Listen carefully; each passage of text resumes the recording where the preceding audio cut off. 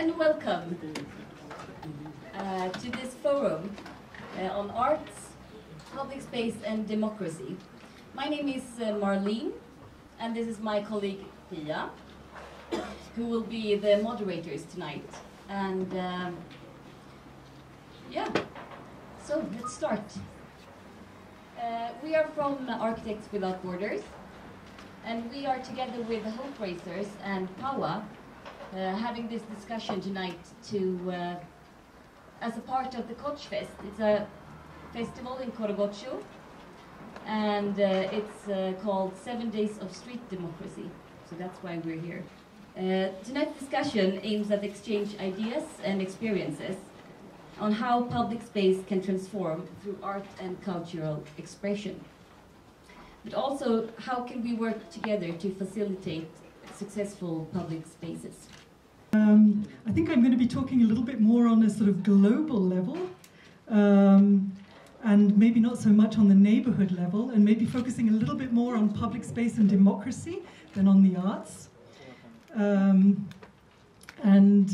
Maybe just to explain a little bit, I come from UN Habitat. My name is Cecilia Anderson. I work on a global program on public space.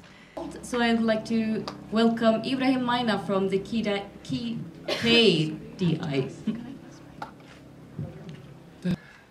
KDI, we have a process. We have our own way on how we do things. We use the bottom-up approach, whereby we don't go to Kibera telling the people how, maybe what they want to do, but we listen to them. We design projects together. We do a lot of design processes, design meetings to come up with a community-driven project. Let's welcome Irungu Horton up from Kilimani.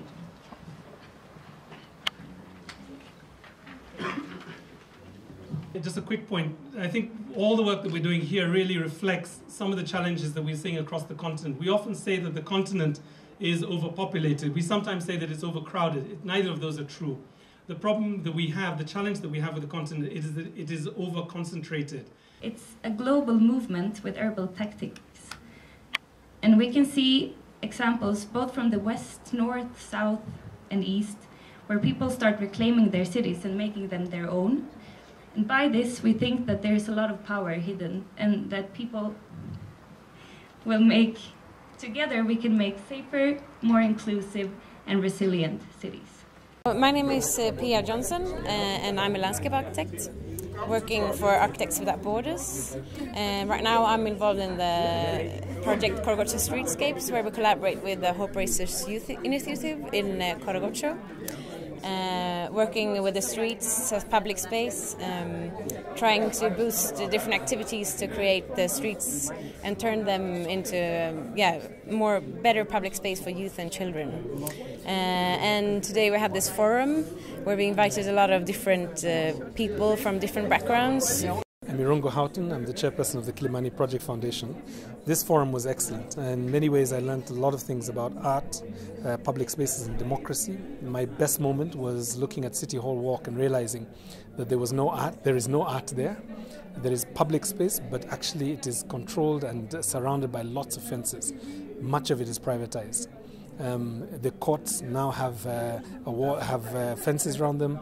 The County of Nairobi has a fence around it. The KICC, which could be the city square, has a fence around it. And one of the things we could do was to bring that down and make this available to all people.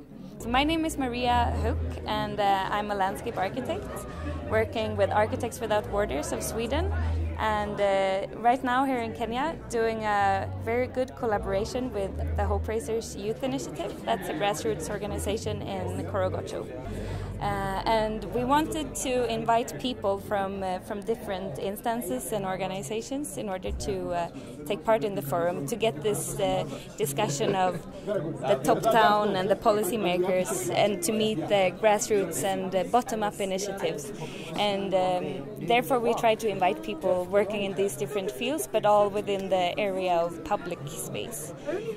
I think it's been really good. It's been really good that so many people came, and people from different areas of the city.